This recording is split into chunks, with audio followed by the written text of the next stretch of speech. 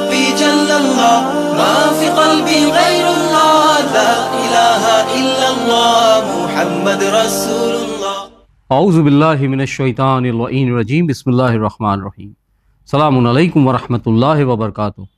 আল্লাহ রহমান রহিমের নামের সঙ্গে আপনাদের সকলের মঙ্গল কামনা করে আপনাদের প্রিয় অনুষ্ঠান মাসাইল জিন্দেগি বাংলায় আমি রওশন আলী নাশাদ আপনাদের সকলকে স্বাগতম জানাই। প্রিয় দর্শকবৃন্দ, শ্রোতা মণ্ডলী, আজকের অনুষ্ঠানে আমি আপনাদের পাঠানো টেক্সট মেসেজ পড়ব, তারপরে আপনাদের পাঠানো অডিও মেসেজ এবং ভয়েসমেল প্লে করব। তো বিনা কোনো ভূমিকায় সরাসরি অনুষ্ঠান শুরু করি। সকলের প্রশ্নের উত্তর কোরআন ও হাদিস ও আহলে বাইত আলাইহিমুসসালামের শিক্ষার আলোকে নেওয়ার জন্য আমাদের সকলের পরিচিত এবং জনপ্রিয় আলিমে দ্বীন জনাব মৌলানা শেখ সাবির রেজা সাহেব কিবলাকে স্বাগতম জানাই এবং সরাসরি অনুষ্ঠান শুরু করি। আসসালামু আলাইকুম ওয়া রাহমাতুল্লাহি ওয়া বারাকাতুহু। মৌলানা সাহেব। ওয়ালাইকুম আসসালাম ওয়া রাহমাতুল্লাহি ওয়া বারাকাতুহু। সদায়ের মতো আশা করি মৌলানা সাহেব আপনি ভালো আছেন, সুস্থ আছেন। আলহামদুলিল্লাহ, শুকরিল্লাহ। রওশন ভাই, আপনি কেমন আছেন? আলহামদুলিল্লাহ, আপনার দোয়া আছে, আল্লাহর করম আছে। মৌলানা সাহেব, যদি আপনার অনুমতি হয় অনুষ্ঠান শুরু করি। জাযাকাল্লাহ। বিলকুল, বিসমিল্লাহির রহমানির রহিম। তো প্রিয় দর্শকবৃন্দ, আসুন সর্বপ্রথম অনুষ্ঠানের টেক্সট মেসেজ পড়ি, দেখি কোথা থেকে কে কি জানার ইচ্ছুক, কার কি প্রশ্ন। আসসালামু আলাইকুম, মাসাইল জিন্দেগি বাংলা। জনাব মৌলানা সাবির রেজা সাহেব, আমি নদিয়া জেলা থেকে সুরেশ শেখ বলছি। মৌলানা সাহেব, আমার প্রশ্ন হলো, আমি অনেকবার দেখেছি এবং শুনেছি দুপুরবেলা কোনো ভিখারি আসলে তাকে ভিক্ষা দেওয়া হয় না, ওই ভিখারিকে ফিরিয়ে দেওয়া হয়। আমি ঠিক জানি না কি কারণে মানুষ দুপুরবেলা ভিখারিকে ভিক্ষা দেয় না। মৌলানা সাহেব, ইসলাম এই বিষয়ে কি বলে আপনি একটু বলবেন। ওয়া আলাইকুম আসসালাম ওয়া রাহমাতুল্লাহি ওয়া বারাকাতুহু। সুরজ ভাই, প্রশ্নের মাধ্যমে মাসাইল জিন্দেগি বাংলা অনুষ্ঠানকে সহযোগিতা করার জন্য অন্তর থেকে আমি আপনার ধন্যবাদ জানাই। ওয়ালাইকুম আসসালাম ওয়া রাহমাতুল্লাহি ওয়া বারাকাতুহু। আমার প্রিয় ভাই সুরজ শেখ সাহেব, শরিয়াতে ইসলামে দান খয়রাতের জন্য কোনো নির্ধারিত সময় বলা হয়নি। মনে রাখবেন, দান খয়রাত যে কোনো সময় করা যাবে। যখনই সায়েল বা প্রশ্নকারী আসবে, আপনারা দান খয়রাত করতে পারেন। এ বিষয়ে কোরআন আমাদেরকে বলছে সূরা বাকারা আয়াত নম্বর 274। বিসমিল্লাহির রহমানির রহিম। আল্লাযীনা ইউনফিকুনা আমওয়ালাহুম বিল-লাইলি ওয়ান-নাহারি সিররান ওয়া আলানিয়াতান ফালাহুম আজরুহুম ইনদা রাব্বিহিম ওয়া লা খাউফুন আলাইহিম ওয়া লা হুম ইয়াহজানুন। যারা আল্লাহর পথে খরচ করে, দিন রাত খরচ করার, দান খয়রাত করার 4টে পদ্ধতি বলা হয়েছে। এক দিনের বেলা, এক রাতের বেলা। সিররান ওয়া আলানিয়াতান, গোপনভাবে আর প্রকাশ্য রূপে। ফালাহুম আজরুহুম ইনদা রাব্বিহিম, এদের আজর সওয়াব এদের প্রতিপালকের কাছে। লা খাউফুন আলাইহিম ওয়া লা হুম ইয়াহজানুন, না তারা পরকালে ভয়ভীত হবে, না কোনো দুঃখিত হতে হবে। তো এই আয়াত হিসাবে যখনই আমাদের কাছে কেউ সওয়াল করবে, কিছু চাইবে, দাবি করবে, যদি তাকে আমরা প্রয়োজনীয় মনে করি, অভাবী মনে করি, তো আমরা দিতে পারি। মনে রাখবেন। এবারে এর ব্যাখ্যা শুনুন, যেটা এর আগের আয়াতে জিজ্ঞেস করা হয়েছে বা বলা হয়েছে যে অনেকরা আছে যারা অভাব রাখে, প্রয়োজন রাখে, কিন্তু আত্মসম্মানের খাতিরে তারা অন্যর কাছে চাইতে পারে না। তো এদেরকে গোপনে দিতে বলা হয়েছে। যেমন আত্মীয় স্বজন বা বন্ধু বান্ধব বা পরিচিত ব্যক্তি, তাদেরকে যদি সবার সামনে দেন তারা লজ্জিত হবে, তারা দুঃখিত হবে। ওই জন্য এদেরকে গোপনে দিতে বলা হয়েছে। কেউ যেন খবর না রাখে যে আপনি আপনার কোন আত্মীয়কে দিচ্ছেন বা কোন বন্ধুকে দিচ্ছেন। আত্মসম্মানকে বজায় রেখে দিন। গুরুজনদেরকে, শিক্ষকদেরকে যদি কোনো জিনিস দিতে চান, অভাব বা দরিদ্র মনে করে, তো গিফট হিসেবে দিন। আত্মসম্মানকে বজায় রেখে দিন। রওশন ভাই, এটাই কিন্তু শরীয়ত আমাদেরকে বলেছে যে জাকাত ও খুমুসের পয়সা যদি কোনো প্রাপ্য ব্যক্তিকে দাও, তো তাকে জাকাত বলে দিও না, খুমুস বলে দিও না। তার আত্মসম্মানকে যেন আঘাত করো না যে এ তুমি দরিদ্র, তোমার অধিকার বলে তোমাকে দেওয়া হচ্ছে না। তোহফা বলে দিন, গিফট বলে দিন। আল্লাহ খুশি হবে এবং সেও খুশি হবে, আর আপনার জাকাত আদায় হয়ে যাবে, খুমুস আদায় হয়ে যাবে। এটা কিন্তু খুব গুরুত্বপূর্ণ কথা। অনেকেই দান খয়রাত করে কিন্তু আত্মসম্মানকে আঘাত করে। আর কোরআন বলছে লা তুবতিলু সাদাকাতুকুম বিল মান্নি ওয়াল আযা, নিজের সাদাকাকে, দান খয়রাতকে নষ্ট করো না, বরবাদ করো না কষ্ট দিয়ে বিল এহসান জাতিয়ে কাউকে এহসান করার পরে বলতে নেই যে আমি তোমার উপরে উপকার করেছি, এহসান করেছি, তোমাকে আমার সামনে নতশির হয়ে থাকা উচিত, আমার কথার সামনে কথা বলবে না, এই ধরনের মানুষ একটা অপেক্ষা করে বা আশা করে রাখেন। না, উপকার করেছে ভুলে যাও। শরীয়ত বলছে কারোর সঙ্গে যদি নেকি করো তুমি তাকে ভুলে যাবে, আর কেউ যদি তোমার সঙ্গে নেকি করে তো তার নেকিকে স্মরণে রাখবে। এটা একটা ইসলামিক আদব, মনে রাখবেন। আর এখানে বিশেষ করে বলা হচ্ছে তুমি জানো যে কিছু ব্যক্তিরা আছে আত্মসম্মানকে বজায় রাখার জন্য তারা অন্য কাছে চায় না, আর মূর্খরা এদেরকে, যারা কোরআনের আয়াত বলছে জাহেল আগ্নিয়া, এরা কারোর কাছে চায় না বলে মূর্খরা এদেরকে ধনী মনে করে, কিন্তু বাস্তবে তারা ধনী না, তারা অভাবী, কিন্তু আত্মসম্মানের খাতিরে কারোর কাছে হাত পাততে পারে না, চাইতে পারে না। তো কোরআন বলছে এদেরকে দাও, মানে তাতুফে তারিফ সীমাহুম, এরা বোঝা যায় যে মানুষটা কষ্টে জীবনযাপন করছে। আমার এক বন্ধু আমার সঙ্গে যখন আগে সাক্ষাৎ করতো খুব আনন্দের সঙ্গে একটা অনুভব হতো যে এর কষ্ট নেই, কিন্তু এখন সে দুঃখের সঙ্গে একটা সাক্ষাৎ করছে। তো আমি যদি বুঝতে পারি যে আমার এই বন্ধুটার কষ্টে আছে, তো তার চাওয়ার আগে তাকে দিয়ে দিতে বলা হয়েছে, তার আত্মসম্মানকে বজায় রাখার জন্য। এটাই কোরআন বলছে সীমাহুম লা ইয়াসুলুন নাসা ইলহাফান, মানে আত্মসম্মানকে বজায় রাখার জন্য এরা কারোর কাছে প্রশ্ন করে মা ওয়ামা তুনফিকু মিন খাইরিন ফাইনাল্লাহ বিহি আলিম, এদেরকে যদি তোমরা কোনো নেকি করো, এদের সঙ্গে দাও কিছু, তো আল্লাহ তো সবকিছু জানে, দেখছে, এর আজর অনেক বেশি গোপনে দেওয়া। তো আমাদেরকে কোরআন বলছে সিররান ওয়া আলানিয়াতান, গোপনে দাও এবং প্রকাশ্য রূপে। প্রকাশ্য রূপে রসনভাই কোথায় দিতে বলা হয়েছে? যেখানে সাধারণ অনেক অভাবীরা এক জায়গায় হয়েছে কিছু পাওয়ার আশায়, অনেক সময় অনেক সংস্থা তৈরি করা হয় গরিবদের মদত করার জন্য।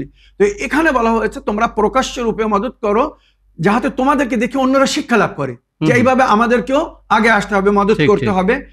আল্লাহ অন্তরের অবস্থাকে ভালো রকম জানে। মনে রাখবেন, রিয়াকারী মানে লোক দেখানোর জন্য যদি আমরা নেকি করি, দান খয়রাত করি, তো তার কোনো আজর সওয়াব আল্লাহর নিকটে আমরা পাবো না, মনে রাখবেন। কিন্তু অনেক সময় আমরা কিছু নেকি লোক দেখিয়ে করি, যেমন নবী গোপনেও নেকি করতেন, উম্মাদকে দেখিয়েও, সাহাবাদেরকে দেখিয়েও নেকি করতেন, যাতে সাহাবারা শিক্ষা লাভ করে। ওই ইমামরা গোপনেও নেকি করতেন, উম্মাদকে দেখিয়েও নেকি করতেন, যাতে অন্যরা শিক্ষা লাভ করে। তবে ইমাম নবীদের জীবনে অধিকাংশ যেটা আমরা পেয়েছি, ওনারা রাতের অন্ধকারে গোপনে মদত করতেন, যাতে কেউ জানতে না পারে, আর যার মদত করছেন তার আত্মসম্মান যেন আঘাত না পায়, মনে রাখবেন। তো এটা কোরআন আমাদেরকে বলছে তোমরা দিনের বেলা দান খয়রাত করো, রাতের বেলা দান খয়রাত করো, গোপনে দান খয়রাত করো, প্রকাশ্য রূপে দান খয়রাত করো। আর এই সমস্ত পিছনে রহস্য আছে, কারণ আছে, কেন আমাদেরকে প্রকাশ্য রূপে দান খয়রাত করতে বলা হয়েছে, কেন গোপনে করতে বলা হয়েছে, আর গোপনে কাদের মদত করতে হবে সেটাও বলেছি, ব্যাখ্যা করেছি। আর দিনের বেলা মদত করতে বলা হয়েছে, রাতের বেলা মদত করতে। তো আমার তুরাজ শেখ ভাই, আশা করি এই কোরআনের আয়াত থেকে যে আপনার প্রশ্নের উত্তর দিলাম, আপনি বুঝতে পেরেছেন যে যে কোনো সময় আমরা সাহায্য করতে পারি, মদত করতে পারি। তবে দিনের বেলা কিছু লোকেরা দান করেন না, দুপুর বেলা ভিক্ষুক আসলে দান করেন না। এর পেছনে গুরুজনরা নাকি বলেছেন যে দিনের বেলা যদি কেউ আসে তো দান করো না, তার কারণ সবাই দেখে বা হয়তো সে লজ্জিত হবে, এই জন্য দিনের বেলা লোক দেখিয়ে কাউকে দান করো না। যদি দিতে চাও তো সকালবেলা ভোরের সময় তাকে গোপনে দিয়ে এসো, কি রাতের বেলা ওই ব্যক্তিকে দাও, রাতের বেলা গিয়ে দিয়ে আসো, তার আত্মসম্মানও যেন রক্ষা পায় বা তার প্রয়োজন যেন পুরো হয়ে যায়। আর সকাল সন্ধ্যা আমাদেরকে সাদকা দিতে বলা হয়েছে, মনে রাখবেন যেটা শরীয়তে বলা হয়েছে সকাল সন্ধ্যা সাদকা দাও। সকালে সাদকা দিলে সারাদিন আল্লাহর হেফাজতে থাকবে, সন্ধ্যায় সাদকা দিলে সারা রাত আল্লাহর হেফাজতে থাকবে। ওই জন্য বেশিরভাগ সাদকা সকালে দেওয়া হয়, নইলে সন্ধ্যা দেওয়া হয়। দিনের বেলা সাদকা দেওয়ার কোনো তাকিদ করা হয়নি, তবে যদি কেউ দিতে চায় দিতে পারে। তবে না দেওয়ার কারণ যেটা গুরুজনদের কাছে শুনেছি যে কাউকে আত্মসম্মান, কারোর আত্মসম্মান যাতে আঘাত না পায়, তো দিনের বেলা প্রকাশ্য রূপে দিও না। আপনি যেমন বললেন যে মানে আত্মসম্মান আঘাত না পায়, না দিয়ে যেন, ঠিক আছে, কিন্তু কথাটা হচ্ছে যে এখন একজন মানুষ নিজের কামকাজ মানে ছেড়ে একজন ভিক্ষুকের বাড়িতে গিয়ে তো সেখানে তো দিতে পারে না, কারণ ভিক্ষুক যারা জেনারেল মানে সাধারণ ভিক্ষুকরা, এদের কথা বলছেন। হ্যাঁ, সাধারণ ভিক্ষুক তো যখনই আসবে তাকে আপনি কিছু দিলেও পারেন, না দিতেও পারেন। কারণ কিছু ভিক্ষুকরা আছে, আমার রসন একটা পয়েন্ট ধরেছেন, ভালো কথা।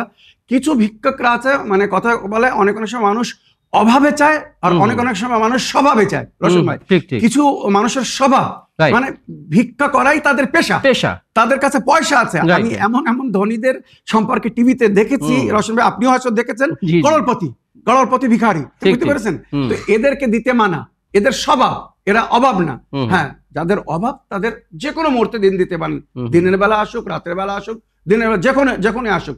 তবে আমি যেমন বললাম যে দান খয়রাতের জন্য কোনো নির্ধারিত সময় নেই, দিনের বেলাও যদি আসে দিতে পারবেন, কোনো অসুবিধা নেই, বরং দিন, যাতে সে নিরাশ হয়ে ফিরে না যায়। একজন হুম। যদি আপনার দরবারে আসে, যেটা হাদিসের মধ্যে উল্লেখ হয়েছে, মিন নিআমিল্লাহি আলাইকুম হাওয়াইজুন নাস ইলাইকুম, এটা হুম। আল্লাহর বড় একটা নেয়ামত যে আল্লাহ অন্যদেরকে তোমাদের কাছে পাঠিয়েছেন। অন্যরা নিজের হাজাত বা প্রয়োজন নিয়ে তোমার কাছে এসেছে, তোমাকে অন্যদের কাছে যেতে হয়নি নিজের প্রয়োজন নিয়ে, হাজাত নিয়ে। তো এটা আল্লাহর একটা করম হুম। যে আল্লাহ আমাদেরকে এমন তৌফিক দান করেছেন যে আমরা মানুষের প্রয়োজনকে পুরো করছে বা পুরো করার ক্ষমতা রাখি, হুম। আমাদেরকে অন্যর কাছে যেতে হয়নি। সেই অভাব বা সেই কষ্ট, সেই দুঃখ, দরিদ্রতা আমাদের জীবনে নেই, এটাও আল্লাহর বড় একটা নেয়ামত। আশা ঠিক। করি আপনার প্রশ্নে আপনি উত্তর পেয়েছেন। প্রিয় দর্শকবৃন্দ, আসুন আরেকটি শেষ টেক্সট মেসেজ পড়ি, দেখি কার কি প্রশ্ন। আসসালামু আলাইকুম মাওলানা সাহেব, আপনাদের অনেক অনেক ধন্যবাদ জানাই সত্য পথ দেখানোর জন্য এবং সঠিক কথাগুলো প্রচার করার জন্য। আমি মুর্শিদাবাদ থেকে মর্জিনা বলছি। সূরা নম্বর 64 সূরা তাগাবুন আয়াত নম্বর 7 এবং 6 ব্যাখ্যা করবেন। মাসাইল জিন্দগি বাংলাতে। আল্লাহুম্মা সাল্লি আলা মুহাম্মদ ওয়া আলি মুহাম্মদ। ওয়া আলাইকুম আসসালাম ওয়া রাহমাতুল্লাহি ওয়া বারাকাতুহু। প্রশ্নের মাধ্যমে মাসাইল জিন্দগি বাংলা অনুষ্ঠানকে সহযোগিতা করার জন্য আমি আপনার ধন্যবাদ জানাই। সূরা তাগাবুনের আয়াত নম্বর 6 এবং 7 উনি সংক্ষিপ্ত ব্যাখ্যা এবং অনুবাদ জানার ইচ্ছুক। জাযাকাল্লাহ। ওয়ালাইকুম আসসালাম ওয়া রাহমাতুল্লাহি ওয়া বারাকাতুহু। আমার প্রিয় বোন, আপনি সুন্দর দুটি আয়াতের ব্যাখ্যা জানতে চেয়েছেন। তবে এই দুটি আয়াতের ব্যাখ্যা বা এর অর্থ বোঝানোর জন্য আরও দুটি আয়াত আমাকে হয়তো পড়তে হবে। আপনি 6 এবং 7 নম্বর সূরা তাগাবুনের 6 এবং 7 নম্বর আয়াতের ব্যাখ্যা বলেছেন, ব্যাখ্যা জানতে চেয়েছেন, কিন্তু ওখানে 8 এবং 9 নম্বর আয়াত পড়লে তাহলে এর ব্যাখ্যাটা পুরো হবে। রশন ভাই, তো আমি পরস্পর করে দিচ্ছি। আর এই সূরাটা সূরা তাগাবুন এই জন্য বলা হয়, তাগাবুন মানে যেদিন হার জিতের ফল আসবে। আচ্ছা। যদি কেউ নেকি করে তো সে জিতে যাবে, বদি করলে সে হেরে যাবে, মানে পরীক্ষার রেজাল্টের দিন, ওই জন্য ইয়াউমুত তাগাবুন বলা হয় এটাকে। এবারে শুনুন, বিসমিল্লাহির রহমানির রহিম। যালিকা বিআন্নাহু কানাত তাতিহিম রাসূলুহুম বিল বায়িনাত। আল্লাহর রাসূলরা, নবীরা যখন উম্মতের কাছে আসতেন প্রকাশ্য দলিল নিয়ে, প্রমাণ নিয়ে, যে আল্লাহ তোমাদেরকে এইগুলো করতে বলেছেন বা এইভাবে তোমাদেরকে বিশ্বাস স্থাপন করতে হবে, পরকালের জন্য এইগুলো করতে হবে, আল্লাহর নির্দেশ ওনারা শোনাতেন। ফাকালু আবাশারুন ইয়াহদুনানা, তখন যারা কুফর করত বা শিরক করত, মানে মুশরিকিন বা কুফার, এরা বলতো আবাশারুন ইয়াহদুনানা, মানুষ আমাদের হেদায়েত করবে। ফাকাফারু ওয়া তাওয়াল্লাউ, তারা কুফর করলো, মানে নবীর কথাকে, রাসূলের কথাকে অস্বীকার করলো, অমান্য করলো, যে আপনিও আমাদের মতো সাধারণ মানুষ, আপনার কথা আমি কেন শুনবো। এইভাবে একটা অবহেলা করলো বা তুচ্ছ মনে করে অস্বীকার করলো। ফাকাফারু ওয়া তাওয়াল্লাউ, কুফর করলো এবং মুখ ঘুরিয়ে নিল। আল্লাহ কি বলছেন? ওয়াস্তাগনাল্লাহ, আল্লাহ এদের থেকে বেনিয়াজ। আল্লাহর কথা শুনলে এদের মঙ্গল হতো, যদি আল্লাহর কথা না শুনে আল্লাহর কোনো ক্ষতি নেই। যেমন কোরআনের বিভিন্ন আয়াতে জিকির হয়েছে বা হাদিসের মধ্যে জিকির হয়েছে, তোমরা যদি আল্লাহকে মানো তো আল্লাহর সম্মান বেড়ে যাবে না, তোমরা যদি আল্লাহকে না মানো তো আল্লাহর সম্মান কমে যাবে না। তোমরা যদি আল্লাহর উপাসনা করো তো আল্লাহ বড় হয়ে যাবে না, আর যদি তোমরা সবাই আল্লাহর উপাসনা ছেড়ে দাও আল্লাহ ছোট হয়ে যাবে না। মনে রাখবেন, ওয়াস্তাগনাল্লাহ ওয়াল্লাহু গানিয়ুন হামিদ। আল্লাহ রাব্বুল আলামিন সমস্ত বিষয়ে গানি ও হামিদ, মানে আল্লাহর কারোর প্রয়োজন নেই, আল্লাহ নিজেই প্রশংসিত, সমস্ত হামদ ও সানা তারই জন্য।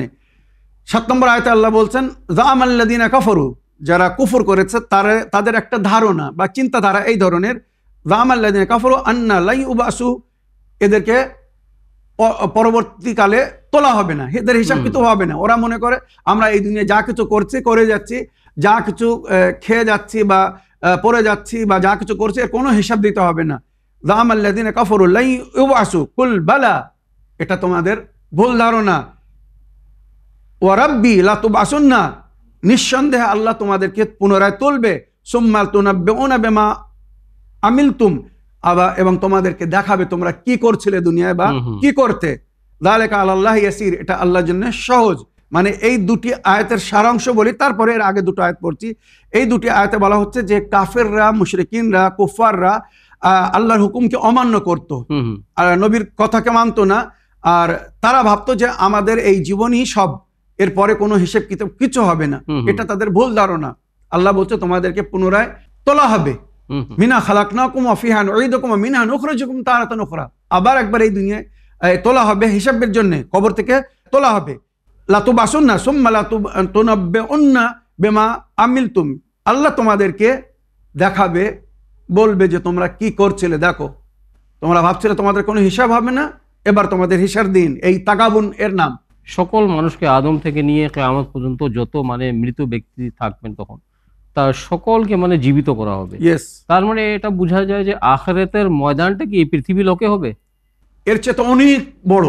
হুম মানে আলহামদুলিল্লাহ রব্বিল আলামিন যে শব্দটা কোরআনে এসেছে, এই আলামিনের অর্থ অধিকাংশ লোকেরা জানে না। হুম হুম আমরা মনে করি আলামিন মানে এই দুনিয়ার মতো এই দুনিয়া। হুম হুম। আল্লাহ বলছেন এই দুনিয়ার মতো হাজারো দুনিয়া আমি তৈরি না করে না, রেখেছি। মৌলানা সাহেব, মানুষের যে কবরটা তো এই পৃথিবীতে আছে। আর রোশন ভাই, হ্যাঁ। আমাদের এই শরীর কবরের মধ্যে হুম হুম দিয়ে বন্ধ করে দেওয়া হয়। হুম হুম। ওখানে আমাদের এই শরীর মাটির সঙ্গে মিশে যায়। ঠিক ঠিক। আমাদের আলমে বারজাক কিন্তু ওই কবরের ভিতরে নয়। হুম আমাদের আলমে বারজাক আকাশে উপরে প্রথম আসমান, যেটাকে বলা হয়েছে হুম হুম। রাওয়ায়াত হিসেবে প্রথম আসমান হবে হুম। আমাদের আলমে বারজাক। মানে আচ্ছা। আমাদের রূহকে জিসমে মিসালি দেওয়া হবে। যেমন হুম। স্বপ্নের মাধ্যমে আমরা একটা শরীর আলেমে নিয়ে, বারজাখ বা আলেমে আখিরাত। আলমে আখারাত মনে রাখবেন। হুম হুম তো ওটাকে আমি বললাম না, আমাদের মধ্যে অধিকাংশরা মনে করে যে আমরা যেই মাটিতে আমাদেরকে দাফন করে দেওয়া হচ্ছে, তো এটাই আমাদের গন্তব্য বা শেষ স্থান, ওখানেই আমাদের থাকা হবে, রাখা হবে, ওখানেই আমাদের হিসেব কিতাব হবে। না, কিন্তু হাদিসেও তো পাওয়া যায় যে কবর পেশাই করবে। তো কবর এটা পেশাই, এটা হ্যাঁ। প্রথম ফার্স্ট পিরিয়ডে, আচ্ছা। এটা ফার্স্ট পিরিয়ডে যতক্ষণ আমাদের এই শরীর মাটির সঙ্গে মিশে না যাচ্ছে হুম ততক্ষণ পর্যন্ত ফেসারে কবর হবে, পেশায় হুম। হবে। কিন্তু ওই রূহকে হুম। একটা জিসমে মিসালি দান করা হবে, যেটা আমি বহুবার বলেছি। রূহকে জিসমে মিসালি দেওয়া, জিসমে মিসালি মানুষ যখন স্বপ্ন দেখে, ঠিক, আপনারা ঠিক। জানেন স্বপ্নের মাধ্যমে একটা শরীর নিয়ে এসে ভ্রমণ করে। আসলে এই শরীর কিন্তু বিছানার উপরে থাকে। বিছানার উপরে থাকে। একটা শরীর নিয়ে এসে ভ্রমণ করে, ওই শরীর আঘাতও পায়, খুশিও হয়, আনন্দিত হয়, দুঃখও পায়, আপনারা জানেন। তো ওই রকম আলমে বারজাকে আমাদেরকে একটা নতুন শরীর দেওয়া হবে, আমাদের এই রূহকে একটা জিসমে মিসালি দেওয়া হবে। ওই জিসিম কিন্তু সমস্ত দুঃখ কষ্ট সবকিছু অনুভব করবে, হুম, হুম, হুম। যেটা আল্লাহ রাব্বুল আলামিন বলেছেন। তো এখানে এবারে সারাংশ শুধু আমি এতটুকু বলতে চাই যে আমার প্রিয় বোন, আল্লাহ এই কাফিরদেরকে, এই কুফার মুশরিকিনদেরকে বলছেন ফা আমিনু বিল্লাহি ওয়া রাসূলিহি, তোমরা এখনো সময় আছে, ঈমান আনো আল্লাহর উপরে, রাসূলের উপরে, ওয়া নূরুল্লাযী আনজালনা, আর ওই নূরের উপরে যেটা আমি আমার নবীর উপরে নাযিল করেছি, মানে হুম, হুম, আয়াতে ইলাহি, আল্লাহর জি। কালাম।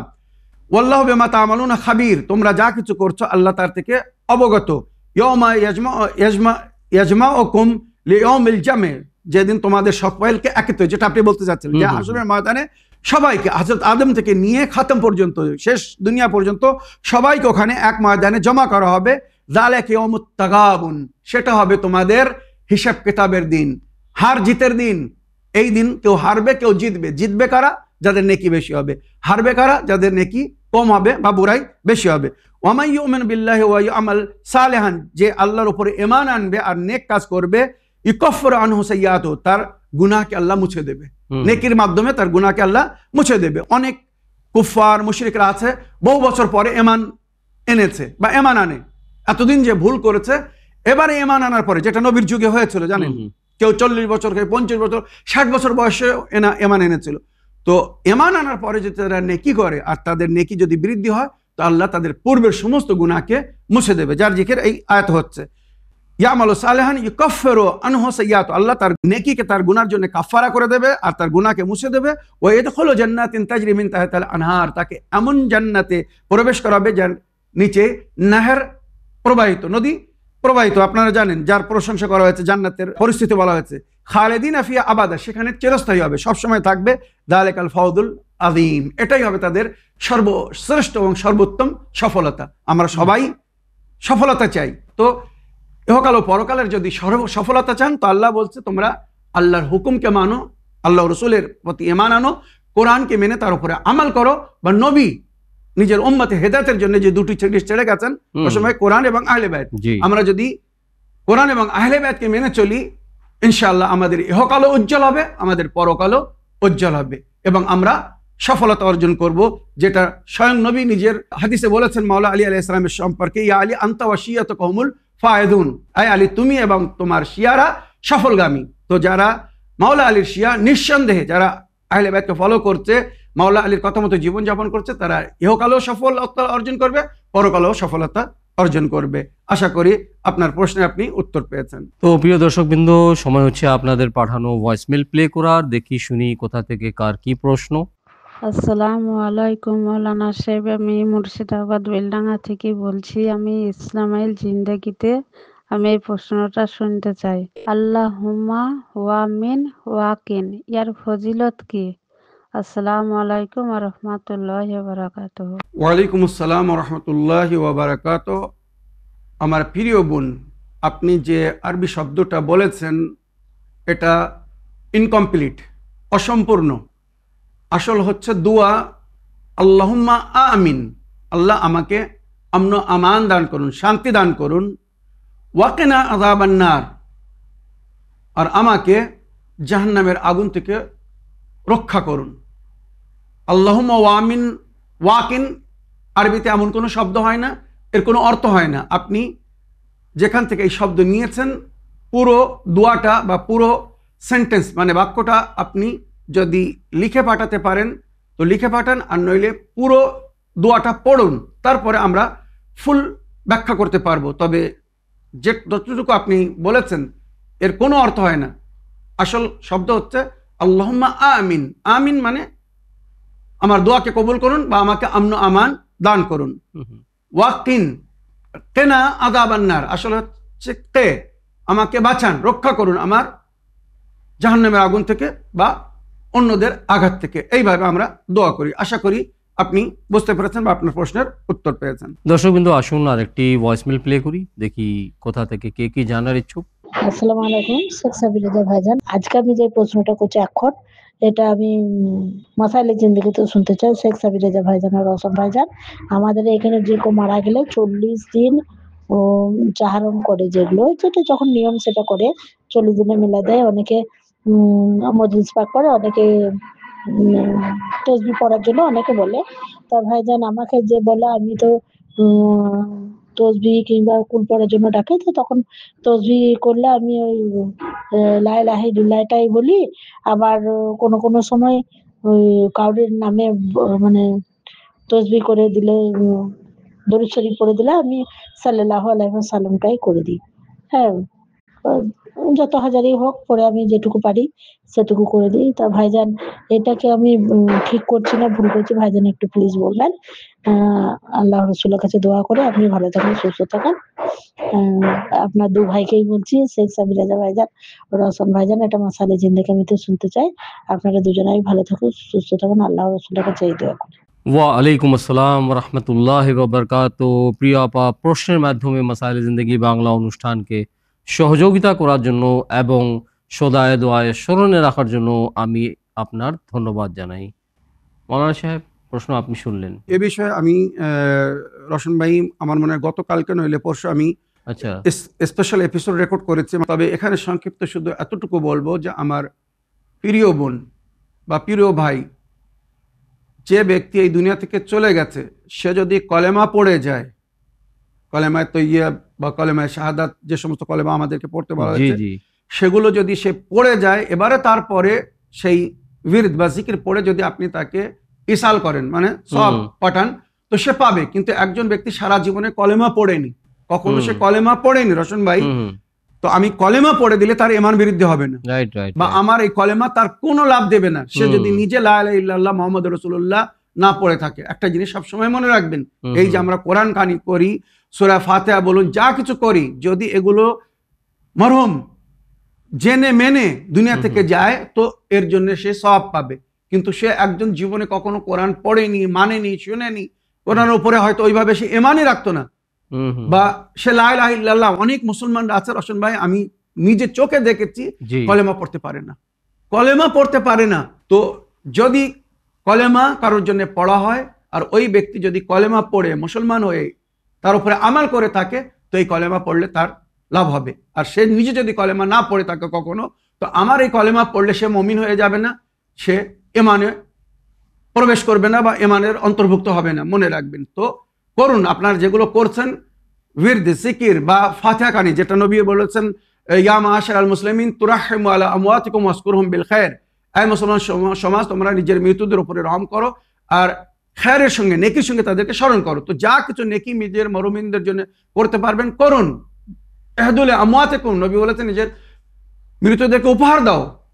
এহদুল মাউতাকুম, নিজের মৃতদেরকে উপহার দাও। সাহাবারা জিজ্ঞাসা করলেন আই আল্লাহ নবী মা হিয়া হাদিয়াতুল আমওয়াত আও কাইফা নুহদি লিআমওয়াতিনা, মৃতদের উপহার কি, বা আমরা নিজের মৃতদেরকে কিভাবে উপহার দেব? তো নবী করিম সাল্লাল্লাহু আলাইহি ওয়াসাল্লাম বলেছিলেন বিল ইতাম ওয়াস সাদাকা ওয়াল ইকসা ওয়াদ দুআ, এইভাবে নিজের মরমিনদেরকে তোমরা সওয়াব পৌঁছাতে পারো। তাদের নামে সাদকা দাও, তাদের নামে তেলাওয়াত করো, বা তাদের জন্য দোয়া করো, তাদের নামে পানহার করাও, বা বিশেষ করে বড় ছেলে বলা হয়েছে বাপের কাজা নামাজ আদায় করো বা বাপের জন্য মাগফিরাত তলব করো। তো আমরা যখন কোনো কবরে জিয়ারত করতে যাই তো কবরবাসীর জন্য মাগফিরাত কামনা করি আর তার জন্য আমরা ফাতিহা পড়ি, একবার সূরা আলহাম আর 3 বার সূরা তাওহীদ পড়ে, আগে ও পরে দরুদ শরীফ পড়ে আমরা মরহুমকে সেটা হাদিয়া করি, আর এর উত্তম সওয়াব সে পায় বা তাকে দোয়া হয়, মনে রাখবেন। আর ফাতিহা কাবিরা আগে দরুদ শরীফ পাঠ করতে হবে, একবার সূরা আলহাম পড়তে হবে, 7 বার সূরা ইন্না আনজালনা পড়তে হবে, যেটা নবী বারবার বলেছেন কারোর কবরে যদি 7 বার সূরা ইন্না আনজালনা পড়া হয় রশন ভাই 7 দিনের জন্য আল্লাহ তার কবর থেকে আযাব তুলে নেবে, এত ফজিলত, একে ফাতিহা কাবিরা বলা হয়। তো একবার সূরা আলহাম, 7 বার সূরা ইন্না আনজালনা আর 3 বার কুল আল্লাহু আহাদ, তারপরে আবার 3 বার সালাওয়াত। প্রথমে 3 বার সালাওয়াত, কি একবারও সালাওয়াত পড়তে পারেন, কোনো অসুবিধা নেই। একবার সূরা আলহাম, 7 বার সূরা ইন্না আনজালনা, 3 বার সূরা কুল আল্লাহু আহাদ, একবার দরুদ শরীফ বা 3 বার দরুদ শরীফ পড়ে এবারে এইভাবে বলুন যে আল্লাহ এই যে কোরআনের তেলাওয়াত করলাম, সূরা তেলাওয়াত করলাম, এর সওয়াব হাদিয়া করলাম পঞ্চতন পাক 12 ইমাম বা 14 মাসুমিন আলাইহিস সালামের রূহকে, আহলে বাইত যাদের সাদকায় আল্লাহ আমাদেরকে সবকিছু দিয়েছেন আর এনাদের সাদকায় আমাদের নেকি আল্লাহ কবুল করবেন।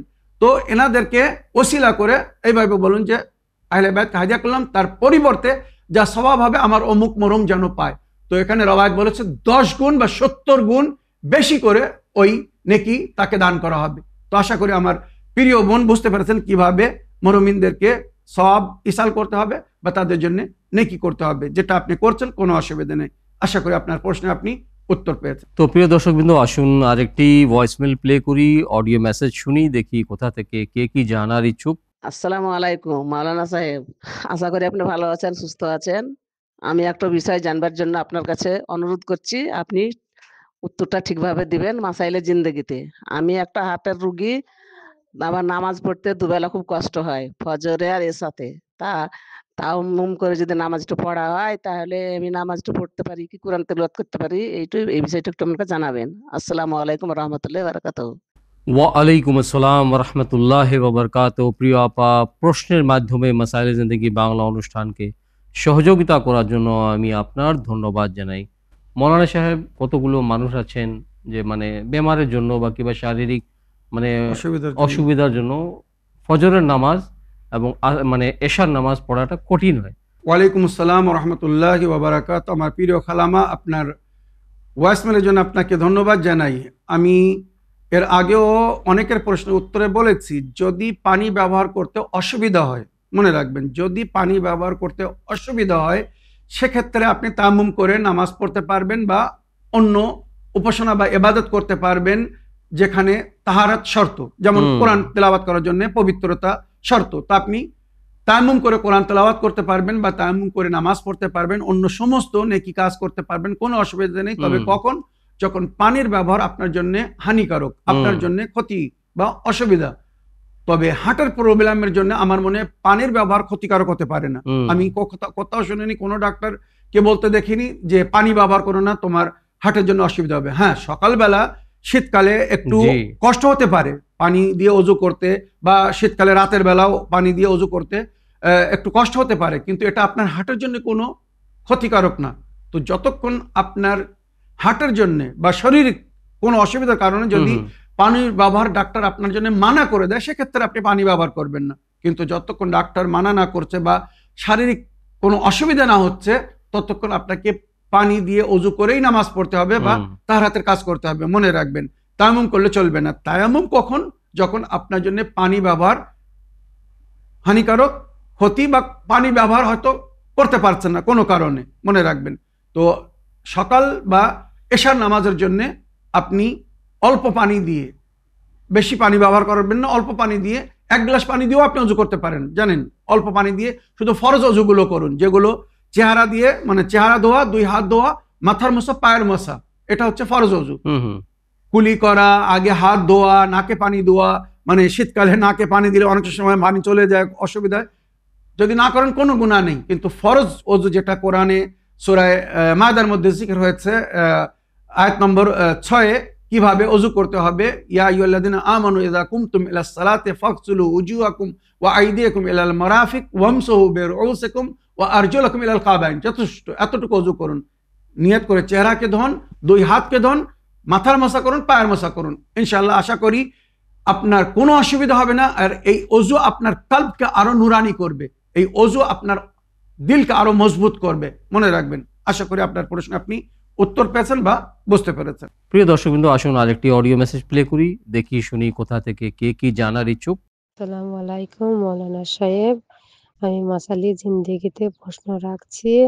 একজন এসেছে আমার কাছে আকিকার সম্বন্ধে মানে জানবার জন্য।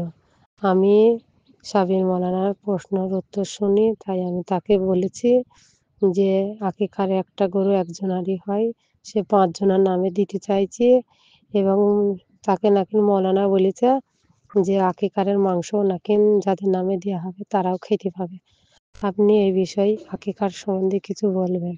আসসালামু আলাইকুম। ওয়া আলাইকুম আসসালাম ওয়া রাহমাতুল্লাহি ওয়া বারাকাতুহু। প্রিয় আপা, প্রশ্নের মাধ্যমে মাসাইলে জিন্দেগি বাংলা অনুষ্ঠানকে সহযোগিতা করার জন্য ধন্যবাদ জানাই। ওয়ালাইকুম আসসালাম ওয়া রাহমাতুল্লাহি ওয়া বারাকাতুহু। আমার প্রিয় বোন, আপনাদের কাছে একটি অনুরোধ, কিছু মনে করবেন না। আমার মনে হয় এই বিষয়ে আমি 10 বারের বেশি উত্তর দিয়েছি, কমসে কম 10 বারের বেশি উত্তর দিয়েছি, 10টি এপিসোডের বেশিতে আকিকা সম্পর্কে বিস্তারিত আলোচনা করেছি। তারপরও যদি আপনারা বারবার একই প্রশ্ন করেন তো এটা অনেক সময় মনে হয় সময় নষ্ট হবে। তবুও একবার বলে দিচ্ছি, আমাদের পুরনো দর্শকবৃন্দরা যারা কয়েক বছর ধরে আমাদেরকে ফলো করছেন আর এই সমস্ত প্রশ্নের উত্তর তারা শুনছেন, দয়া করে এপিসোড নম্বরগুলো লিখে রাখবেন, টোকে রাখবেন, মনে রাখবেন, সেখান থেকে শুনে উত্তর দিয়ে দেবেন। তবে নতুন দর্শকরা যারা নতুন নতুন আমাদেরকে জয়েন করছেন, হয়তো তারা এ বিষয়ে জানে না বলে তারা প্রশ্ন করতে পারে। তো আমার প্রিয় বোন, আপনি অনেকদিন ধরে আমাদেরকে ফলো করছেন, দেখছেন, শুনছেন, তবুও সেই প্রশ্ন আবার করছেন। যাই শুনুন, এ বিষয়ে আমি বিস্তারিত আলোচনা করেছি যে আকিকা সুন্নাতে মুআক্কাদা, আকিকা কোনো ফরজ না, সুন্নাতে মুআক্কাদা, নবী বারবার বলেছেন। আর আকিকায় একজনের তরফ থেকে, মনে করুন ছেলের তরফ থেকে 2টো ছাগল, 2টো ভেড়া কি 2টো দুম্বা কুরবানি করা মুস্তাহাব। তবে যদি একটা করে অভাবের কারণে যথেষ্ট, তবে মুস্তাহাব হচ্ছে 2টো। ছেলের তরফ থেকে 2টো ছাগল, 2টো ভেড়া, 2টো দুম্বা, আর মেয়ের তরফ থেকে 1টি ছাগল, 1টি ভেড়া বা 1টি দুম্বা। এটা হচ্ছে আসল নিয়ম, যেটা ইমাম হাসান আলাইহিস সালামের ইসলামের সবচেয়ে প্রথম বা সর্বপ্রথম যার আকিকা হয়েছিল তিনি ছিলেন ইমাম হাসান আলাইহিস সালাম। মনে রাখবেন, ওনার তরফ থেকে 2টো দুম্বা কুরবানি করা হয়েছিল। তো এটাই হচ্ছে আকিকার তরিকা আসল, যে ছেলের তরফ থেকে 2টো প্রাণী, মানে 2টো ছাগল, 2টো ভেড়া, 2টো দুম্বা, আর মেয়ের তরফ থেকে 1টা ছাগল, 1টা ভেড়া বা 1টা দুম্বা। এবারে আপনি যেটা বললেন যে কেউ গরু কুরবানি করে, যেটা আমাদের সমাজে অনেক সময় দেখা যায়, তো এটা শরীয়তে, আমাদের শরীয়তে এটাই বলা হয়েছে যে যদি কারোর তরফ থেকে কুরবানি করা হয়, রশন ভাই এটা কিন্তু বোঝার আছে, আমার আকিকা হয়নি, আমার ভাইয়ের আকিকা হয়নি, আমার বোনের আকিকা হয়নি ইত্যাদি, মানে আমার বাড়িতে 4-5 জন আছে, কারোর আকিকা হয়নি, এবারে কুরবানির সময় এসে গেছে। তো শরীয়ত বলছে আমাদের তরফ থেকে যদি কুরবানি করা হয়, বকরা ঈদের সময় কুরবানি করা হয়, তো ওটা আমাদের আকিকার জন্য যথেষ্ট হয়ে যাবে। মানে আমাদের নামে যদি কুরবানি করা হয় তো ওটা আমাদের আকিকাও হয়ে যাবে প্লাস কুরবানিও হয়ে যাবে। এটাই কিন্তু শরীয়ত বলছে। এই কুরবানি 5 না 7 জনের তরফ থেকে করা যাবে। বড় প্রাণী যেমন উট, গরু ইত্যাদির জন্য বলা হয়েছে, উট গরু যদি কেউ জবাই করে তো 7 জনের তরফ থেকে কুরবানি করতে পারবে। কোনো ব্যক্তি যদি নিজের পরিবারের 7 জনের তরফ থেকে আকিকা স্বরূপ ওই কুরবানি করে, তো ওই মাংস তারা খেতে পারবে, প্লাস 7 জনের তরফ থেকে কুরবানি হয়ে যাবে, তাদের আকিকাও হয়ে যাবে। তবে বিশেষ করে শুধু যদি আকিকা করা হয়, তো এখানে যেমন আমি বললাম, একজনের তরফ থেকে 1টা ছাগল, 1টা ভেড়া বা 1টা দুম্বা আকিকা করতে বলা হয়েছে। যদি কেউ 5 জনের তরফ থেকে কুরবানি দিতে চায়, আকিকা করতে চায়, বড় প্রাণী দিয়ে করতে পারে, কোনো অসুবিধা নেই। আর আকিকার মাংস যেটা আমি বললাম, ছেলে মেয়ে যাদের তরফ থেকে আকিকা করা হবে, আর মাতা পিতা, দাদা দাদি, নানা নানি যাদের সঙ্গে ডাইরেক্ট রক্ত রিলেশন, রসুল ভাই শরীয়তে বলা হচ্ছে এদের জন্য মকরু, মানে না খাওয়াটাই ভালো, তবে খেলে গুনাহ নেই, পাপ নেই।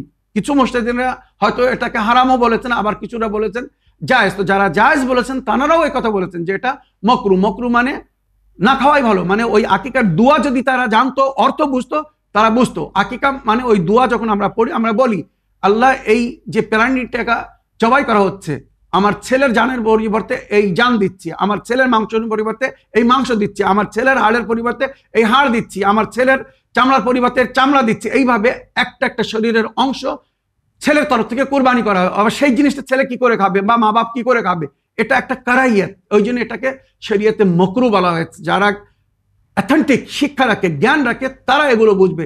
যারা শুধু খাওয়ার জন্য বেঁচে রয়েছে তারা এগুলো বুঝবে না, যে অপেক্ষা করছে সবসময় কখন গোশ আসবে, গোশ খাবো, তারা এইগুলো বুঝবে না। শরীয়তের সঠিক নিয়ম আমি সবসময় তুলে ধরছি বা বলার চেষ্টা করছি। কে মানবে কে মানবে না সেটা তার ব্যাপার, মনে রাখবেন। তো আশা করি আকিকা বিষয়ে আর পুনরায় প্রশ্ন করার প্রয়োজন হবে না।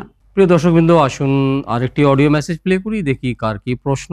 আসসালামু আলাইকুম, আমি শরীফ শেখ বলছি কলকাতা নিউ টাউন থেকে। আশা করি ভালো আছেন। আল্লাহ আপনাদের ভালো রাখুক, আপনাদের হায়াতে বৃদ্ধি করুক।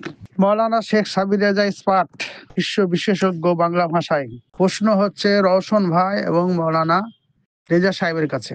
প্রশ্নটা হচ্ছে, সৎ মা, সৎ বাবা, সৎ ভাই, সৎ বোন, সৎ সৎ সৎ সৎ, এই সতের সার্টিফিকেট কে দিল? সবই তো দ্বিতীয়।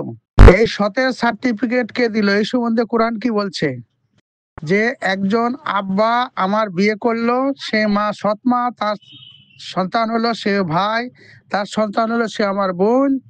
সৎ মায়ের মা এসেছে, সৎ মায়ের ফুপু এসেছে, সৎ মায়ের চাচি এসেছে, সৎ মায়ের আব্বা এসেছে বাড়িতে, সৎ মায়ের অমুক এসেছে, সৎ মায়ের তমক এসেছে, এরকম একটা হতেই থাকে। সব শুদ্ধ সৎ সার্টিফিকেট কে দিল? এই সম্বন্ধে কোরআন কি বলছে? আসসালামু আলাইকুম ওয়া রাহমাতুল্লাহি ওয়া বারাকাতুহু। ওয়া আলাইকুম আসসালাম ওয়া রাহমাতুল্লাহি ওয়া বারাকাতুহু। প্রিয় শরীফ ভাই, আপনার প্রশ্নের মাধ্যমে মাসাইল জিন্দেগি বাংলা অনুষ্ঠানকে সহযোগিতা করার জন্য আমি আপনার ধন্যবাদ জানাই। আমার প্রিয় শরীফ ভাই, যে কোনো প্রশ্নের উত্তর দেওয়া সেটা আমার দায়িত্ব না। আমার দায়িত্ব হচ্ছে আপনাদের প্রশ্ন মৌলানা সাহেবের সামনে ওই প্রশ্নগুলোকে তুলে ধরা, ওনাকে বলা, এবং আপনাদের প্রশ্নের মাধ্যম থেকে বা প্রশ্নের মধ্য থেকে আবার প্রশ্ন সেখান থেকে প্রশ্ন করা, যাতে আপনারা বা আমরা সবাই বুঝতে পারি, প্রশ্নের উত্তরটা ভালো করে সকলে আমরা বুঝতে পারি। ওয়ালাইকুম আসসালাম ওয়া রাহমাতুল্লাহি ওয়া বারাকাতুহু। আমার প্রিয় শরীফ ভাই, আপনার আজকের প্রশ্নের উত্তর দেওয়ার আগে আমি আপনাকে একটি কথা বলতে চাচ্ছি, কিছু মনে করবেন না। আপনার আরো দুটি প্রশ্ন ছিল মাসাইলে জিন্দেগিতে, মনে রাখবেন। আরো দুটি প্রশ্ন ছিল, কিন্তু সেগুলো নেওয়া হচ্ছে না বা নেওয়া হয়নি বা নেওয়া হবে না। তার কারণ হচ্ছে আপনার প্রশ্নের ডিউরেশন অনেক লং, এক। দ্বিতীয়, আপনি সব সময় একটা প্রশ্নের মধ্যে চারটে প্রশ্ন করছেন ভিন্ন ভিন্ন বিষয়। রোশন ভাই, আপনিও শুনেছেন বা দেখছেন। আমার প্রিয় শরীফ ভাই, কিছু মনে করবেন না, রাগ করবেন না। আপনার কাছে অনুরোধ, আপনি যদি এইভাবে প্রশ্ন করতে থাকেন তো আপনার প্রশ্ন কিন্তু আমাকে ফরওয়ার্ড করা হবে না বা আমি আপনার প্রশ্নের উত্তর দিতে পারবো না। কেননা আপনার একই অডিওতে, একই রেকর্ডিংয়ে যদি 4 থেকে 5টা কি 6টা আর ভিন্ন ভিন্ন বিষয়ে প্রশ্ন করেন, তো 24 ঘন্টা যদি একটা এপিসোড আমি রেকর্ড করি তাও হয়তো পুরো করতে পারবো না। আপনিও বলেছেন, আমরাও মাঝে মাঝে বলেছি যে যখনই প্রশ্ন করবেন একটা প্রশ্নে, মানে একটা অডিওতে একটা প্রশ্ন করবেন, 30 সেকেন্ডের মধ্যে আপনার প্রশ্ন আপনি পুরো করুন। হাত জোড় করে বলছে শরীফ ভাই, রাগ করবেন না। আপনি আমাদের নিয়মিত এবং সুন্দর দর্শক, আর আপনার প্রশ্ন খুব সুন্দর হয়। আপনি সবসময় প্রশ্নের মাধ্যমে আমাদের সহযোগিতা করছেন, সুন্দর প্রশ্ন করছেন, যার উত্তর থেকে অনেকেই লাভবান হচ্ছে। তবে একটা সীমা আছে শরীফ ভাই, অনুরোধ করছি আপনি 30 সেকেন্ডের বেশি যাবেন না। 30 সেকেন্ডের মধ্যে একটা অডিও পাঠান, তাতে একটা প্রশ্ন রাখুন যে হুজুর আমি এই বিষয়ে জানতে চাই, এই বিষয়ে বলুন, কি এই বিষয়ে জানতে। 1 থেকে 2টো, তার বেশি যদি আপনি প্রশ্ন করেন তো আপনার অডিও কিন্তু নেওয়া হবে না, আর আপনি আপনার প্রশ্নের হয়তো উত্তর পাবেন না। কিছু মনে করবেন না। এবারে আমি আপনার আজকের প্রশ্নের উত্তরে বলছি, যেখানে আপনি সৎ মা, সৎ বাপ, সৎ ভাই, সৎ বোন যেগুলো আমরা বলি, এ বিষয়ে জানতে চেয়েছেন কোরআন হাদিস কি বলছে, যে সৎ ভাই কেন বলা হয়, সৎ মা কেন বলা হয়, সৎ বোন কেন হয়, তারা তো দ্বিতীয়। এই সার্টিফিকেট কে দিয়েছে? তো এই সার্টিফিকেট দিয়েছেন নবী করিম সাল্লাল্লাহু আলাইহি ওয়াসাল্লাম। মনে রাখবেন, ইসলামের আগে রশন ভাই, যেটা জি, আমরা জি। প্রাচীন ইতিহাসে দেখেছি, একের অধিক বিয়েকে লোক অবৈধ মনে করত। প্রয়োজনে আয়াজুবিল্লাহ সুম্মা আয়াজুবিল্লাহ তারা অন্য নারীদের সঙ্গে অবৈধ সম্পর্কে থাকতো, কিন্তু বিয়ে করতো না, বিয়ে একটাই করতো। দ্বিতীয় বিয়েকে তারা হারাম বা একটা সমাজ বিরোধী কাজ মনে করতো। ইসলাম যখন এসেছে, আর যুদ্ধে অনেক অনেক সময় অনেক যোদ্ধারা শহীদ হয়ে যায় যৌবনকালে, যুবক বয়সে, এবার তাদের স্ত্রী বা বিধবারা কোথায় যাবে? ঠিক, হারামে লিপ্ত হবে, গুনাহ করবে। তাই ইসলাম অনুমতি দিয়েছিল যে তোমরা একের অধিক বিয়ে করতে পারো, যাতে একটা সম্মানিত জীবনযাপন করতে পারো। ঠিক। অন্য কারোর অধীনে বা অন্য কারোর দাসী হয়ে যেন তাকে না থাকতে হয়, বা অবৈধ সম্পর্ক যেন তারা না গড়ে। এবারে কি হয়েছে শুনুন। মনে করুন একজন আগে থেকে বিবাহিত, তার একটি ছেলে বা মেয়ে আছে। ঠিক। এবারে ওই ব্যক্তি যখন দ্বিতীয় বিয়ে করেছে, ইসলাম যখন অনুমতি দিয়েছে দ্বিতীয় বিয়ের জন্য, যখন দ্বিতীয় বিয়ে করেছে, তো ওই ছেলেরা বা ওই মেয়েরা যারা আগে থেকে তাদের জীবনে আছে, সে ভাবছে আমার বাপ অন্য একটা বিয়ে করেছে, তো এটা তার বউ, আমাদের সঙ্গে তার কোনো সম্পর্ক নেই। মানে আমরা আমার বাপের আপন ছেলে বা আপন মেয়ে, ওই যে বিয়ে করেছে, এবারে তার থেকে যে সমস্ত সন্তান আদি হবে সে পর, মানে আমার আপন না, এইভাবে একটা চিন্তাধারা ছিল। আর ওই জন্য রসমে আজও আরব দেশে যদি কোনো পুরুষ দ্বিতীয় বিবাহ করে, তো দ্বিতীয় বউকে আমাদের সমাজে যেমন অনেক সময় সৎমাকে মা বলে ডাকে, আরবরা কিন্তু কখনো সৎমাকে মা বলে ডাকে না। আজও ওরা, আমি তাদের মাঝখানে বহু বছর কাটিয়ে এসেছি, আজও আরবরা দ্বিতীয় বিয়ে যেটা করে, তো প্রথম স্ত্রীর ছেলেরা বা মেয়েরা তাকে খালা বলে ডাকে, মানে মায়ের বোন, সে কিন্তু মা না, একটা পর, অন্য। তো এখানে শরীফ ভাই, আমি শুধু এতটুকু বলতে চাই যে নবী করিম সাল্লাল্লাহু আলাইহি ওয়াসাল্লাম যখন দেখলেন এই পরিবেশ, যে অন্য স্ত্রীকে মানে মায়ের মতো সম্মানের নজরে দেখা হচ্ছে না, বা মা বিধবা হয়ে গেছে, স্বামী মারা গিয়েছে, সে যদি অন্য কাউকে বিয়ে করছে, তো তার ছেলেরা, আগের স্বামীর ছেলেরা, ওই পুরুষ যে তার পরের তার জীবনে এসেছে, তাকে পিতার মতো সম্মানের নজরে দেখছে না, পিতা মনে করছে না, একটা পর ভাব করছে। এবং অন্য মায়ের ছেলেদের, মানে যে সন্তান হচ্ছে, তাদেরকে পর ভাবছে, যেটা আমরা দেখেছি আমাদের সমাজে। তাই নবী করিম সাল্লাল্লাহু আলাইহি ওয়াসাল্লাম ওই আয়াতের ব্যাখ্যায় বলেছিলেন যে সৎ মা বা সৎ পিতা বা সৎ ভাই বা সৎ বোনদেরকে পর মনে করো না, এরাও তোমাদের মতো আপন, এবং তোমার পিতা মারা গেলে যেমন তুমি তার ফারাজ পাবে, ওইভাবে তোমার সৎ ভাইরাও ফারাজ পাবে, কেননা তারাও তোমার পিতার সন্তান। যে সুলভ থেকে তুমি জন্ম নিয়েছো, তারাও সেই সুলভ থেকে জন্ম নিয়েছে। তো ওই জন্য ইসলাম বলেছে এদেরকে একটা সম্মানিত স্থান দাও। সৎ মানে কি? ভালো, তোমার জন্য খারাপ না, এদেরকে খারাপ মনে করো না। তাই নবী করিম সাল্লাল্লাহু আলাইহি ওয়াসাল্লাম বলেছেন আল্লাহর আদেশে যে আপনি সমাজে এমন একটা পরিবেশ সৃষ্টি করুন যে তাদেরকে যেন তুচ্ছ নজরে না দেখা হয়, ছোট নজরে না দেখা হয়, ঘৃণা না করা হয়। প্রয়োজন হিসেবে বাপ দ্বিতীয় বিয়ে করেছে, মানে প্রথম স্ত্রী মারা গিয়েছে, বাচ্চারা এখন ছোট, তাদের লালন পালন কে করবে রশন ভাই? একটা প্রয়োজন আছে, তো প্রয়োজনে সে দ্বিতীয় বিয়ে করেছে, কিন্তু প্রথম মায়ের ছেলেরা দ্বিতীয় মানে মাকে অ্যাকসেপ্ট করছে না।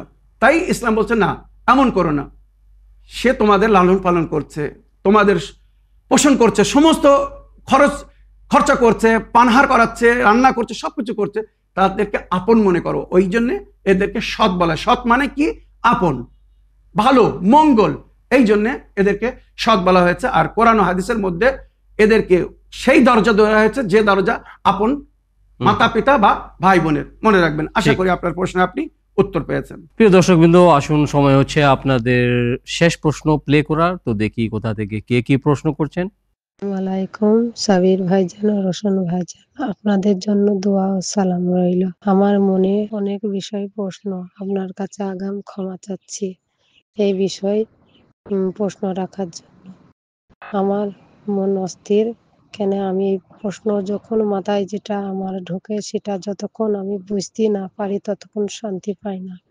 তাই ভাইজান আপনার কাছে প্রশ্ন রাখছি যে আমি এক আলেমের মুখে শুনেছি যে হঠাৎ মৃত্যু মানুষ, যে কেউ পেটে চাকু গিতে মারা যাচ্ছে, কেউ বিষ খেয়ে মারা যাচ্ছে, কেউ ফাঁসি দিয়ে মারা যাচ্ছে, এইসব মৃত্যুগুলা আল্লাহ রাব্বুল আলামিনের হুকমে হয় না কোরআনের আয়াতে আছে?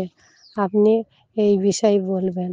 আসসালামু আলাইকুম। ওয়া আলাইকুম আসসালাম রহমতুল্লাহ ওবরকাত। প্রিয় আপা, প্রশ্নের মাধ্যমে মাসাইলে জিন্দেগি বাংলা অনুষ্ঠানকে সহযোগিতা করার জন্য আমি আপনার ধন্যবাদ জানাই। মৌলানা সাহেব, আনন্যাচুরাল ডেথ, কোরআন এই বিষয়ে বা শরীয়ত এই বিষয়ে কি বলে? ওয়ালাইকুম আসসালাম রহমতুল্লাহি ওয়াবারাকাত। আমার প্রিয় বোন, আপনি এমন একটি বিষয়ে জানতে চেয়েছেন যে বিষয়টি নিয়ে অনেকের মনে আশঙ্কা আছে, যে হঠাৎ কেউ অ্যাক্সিডেন্টে মারা যাচ্ছে, জি। তো এটা কি আগে তার নামে লেখা ছিল যে এই ব্যক্তি অ্যাক্সিডেন্টে মারা যাবে? কাউকে কেউ হত্যা করে দিচ্ছে, পেটে ছুরি মেরে দিচ্ছে, বা কেউ সুসাইড করছে, তো এগুলো কি আগে থেকে লেখা থাকে যে এই ব্যক্তি সুসাইড করবে, এর পেটে ছুরি মারা হবে, এর অ্যাক্সিডেন্ট হবে? একটা সুন্দর প্রশ্ন কিন্তু নিজের জায়গায়। আমার প্রিয় বোন, আমি এ বিষয়ে আপনার কোনো প্রশ্নের উত্তরে বিস্তারিত বলেছি, খুব শীঘ্র ইসলামিক বাংলা অনুষ্ঠানে সেগুলো আপনারা শুনবেন বা দেখবেন। তবে এখানে একটা সারাংশ আমি বলছি, মওতের জন্য রশন ভাই কোনো না একটা কারণ হয়, যেটা কোরআন হাদিস বা আহলে বায়াত আমাদেরকে বলেছেন, বিনা কারণে মানুষ মরে না। তাই সেটা রুহানি কারণ হোক, স্পিরিচুয়াল কারণ হোক, মানবিক কারণ হোক বা শারীরিক কারণ। আপনি বলতে চান কি হিল্লায় রোজি বাহানে? ইয়েস, হ্যাঁ, এটাই বাস্তব, যে আল্লাহ কোনো না কোনো হিল্লায় রুজি দেবে এবং কোনো না কোনো বাহানায় মওত আসে, এটা কিন্তু বাস্তব। মানে সে ন্যাচারাল মওত হোক আর যেটা আপনি বললেন আনকমন বা আনন্যাচারাল মওত হোক, মওতের জন্য একটা নির্ধারিত সময়ও আছে এবং নির্ধারিত কারণও আছে। এই কারণ যার জিকির কোরআনেও হয়েছে। বিসমিল্লাহির রহমানির রহিম সূরা নাহল আয়াত নম্বর 61-তে জিকির হয়েছে, ওয়ালাউ ইয়াখুযুকুমুল্লাহুন নাসা ওয়ালাউ ইয়াখুযুল্লাহুন নাসা বিযুলমিহিম মা তারাকা আলাইহিম মিন দাব্বাতিন। যদি আল্লাহ পাপের উপরে পাকড় করতো, যে পাপ যখনই যে পাপ করবে তখনই তাকে সাজা দেওয়া হবে, যদি আল্লাহ এমন করতো কেউ দুনিয়া বেঁচে থাকতে পারে। আজ আমাদের অধীনে যদি কেউ থাকে আর সে বারবার যদি আমার কথাকে অমান্য করে, অস্বীকার করে, রসময় আপনার কথা যদি না শোনে, আপনি তাকে সাজা দিবেন। কিন্তু আল্লাহ বড় করুণাময়, আমাদের ভুলকেও আল্লাহ নজরান্দাজ করছেন। ইউআখিরহুম ইলা আজালিম মুসাম্মা, আল্লাহ পোস্টপোন করে দেয় এক বিশেষ নির্ধারিত সময়ের জন্য। এই বয়স কিন্তু বৃদ্ধি হয়, আবার বয়স কিন্তু কমও হয়। ইয়ামুল্লাহু মা ইয়াশা ওয়া ইয়াসবুত, কোরআনের আয়াতে আল্লাহ বলেছেন, আল্লাহ কিছু জিনিসকে মুছে দেয়, মানে আমাদের নেকিকে দেখে আল্লাহ অনেক অনেক সময় আমাদের বয়সকে বৃদ্ধি করে দেয়। যেমন কারোর তরফ থেকে যদি সাদকা দেওয়া হয়, মানুষ বেঁচে যায়, বা দোয়া করা হয়, মানুষ বেঁচে যায়। আপনারা জানেন, হয়তো তার জীবনের শেষ দিন ছিল আজকে, কিন্তু তার তরফ থেকে যখন একটা কোরবানি করা হয়েছে, তার জানের বদলে সাদকা দেওয়া হয়েছে, তার জন্য লোক দোয়া করেছে, আল্লাহ তাকে জীবন বৃদ্ধি দান করেছে। আবার অনেক সময় পাপের, যার জিকির এই কোরআনে হচ্ছে, যে আল্লাহ যদি পাপের উপরে পাকড়াও করে তো যখনও মানুষ মরতে পারে। এটা হচ্ছে রুহানি কারণ মরার জন্য। মনে রাখবেন, অনেক অনেক সময় কথা বলে এর পাপ পুরো হয়ে গেছে, মানে এর দিন ফুরিয়ে এসেছে, এই জন্য এইগুলো করছে। তো অনেক অনেক সময় পাপের কারণে আমাদের বৃদ্ধি জীবনকে মুছে দিয়ে আল্লাহ মওত দিয়ে দেয়। যে বিষয়ে আহলে বায়াত আমাদেরকে বলেছেন, অনেক অনেক সময় ভালো মানুষ হঠাৎ যদি খারাপ কাজের দিকে যায়, তো আল্লাহ সঙ্গে সঙ্গে তার রূহকে কবজ করে নেয়, তার পরকালকে বাঁচানোর জন্য, যে এই মানুষটা যেন আর পাপ না করতে পারে, যার কারণে সে হয়তো পরকালে আযাব ভোগ করতে হবে। তো আল্লাহ ভালো মানুষকে তাড়াতাড়ি তুলে নেয়। আবার অনেক অনেক সময় খারাপ মানুষ, যার জীবন অনেক বেশি ছিল, হয়তো আগে তার জীবন লেখা চলে এসেছিল 50 বছর, কিন্তু দেখা যাচ্ছে 40 বছরে সে এমন জঘন্য জঘন্য কাজ করছে, ঠিক সেই জঘন্য কাজকে দেখে আল্লাহ তার বাকি বয়সটা কেটে নিচ্ছে সময়ের আগে দুনিয়ায়। জি, এগুলো সব আল্লাহর নির্ধারিত, আল্লাহর বিচারের মধ্যে। মনে রাখবেন, একেই শরিয়াতে বাদা বলা হয়, ইয়ামুল্লাহু মা ইয়াশা ওয়া ইয়াসবুতু। আর সমস্ত শিক্ষিত জ্ঞানী ব্যক্তিরা যারা বাদা সম্পর্কে জানে, তারা এগুলো বোঝে বা তারা জানে, যার জিকির কোরআনে হয়েছে। মনে রাখবেন, তো আল্লাহ এখানে বলছে, ফায়দা যা আজালহুম লা ইস্তাখিরুনা সাআতান ওয়া লা ইস্তাকিমুন। কিন্তু যদি কারোর মওত এসে যায়, তো না এক পা আগে যেতে দেবে, না এক পা পেছনে উঠে দেবে, 1 ঘন্টা আগে যাবে না, 1 ঘন্টা পেছনে হবে না। সুলাইমান নবীর যখন মালাকুল মওত রূহ কবজ করতে এসেছিল, সুলাইমান নবী ছাদের উপরে দাঁড়িয়ে প্রজাদের দৃশ্য দেখছিলেন।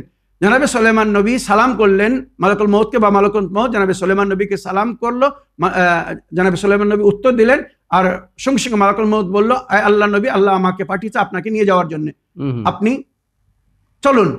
জনাবে সুলাইমান নবী বলল, মালাকুল মওত, আমাকে একটু নিচে যেতে দাও, আমার কামরার রুমে যেতে দাও, আমার বিছানায় যেতে দাও, আমি শুয়ে পড়বো, তারপরে আমার রূহ কবজ করে নিও। মালাকুল মওত বললেন, না, আমাকে কমস কম একটু সময় যেতে দাও, না, আমি দাঁড়িয়ে আছি, আমাকে কমস কম বসতে দাও, না।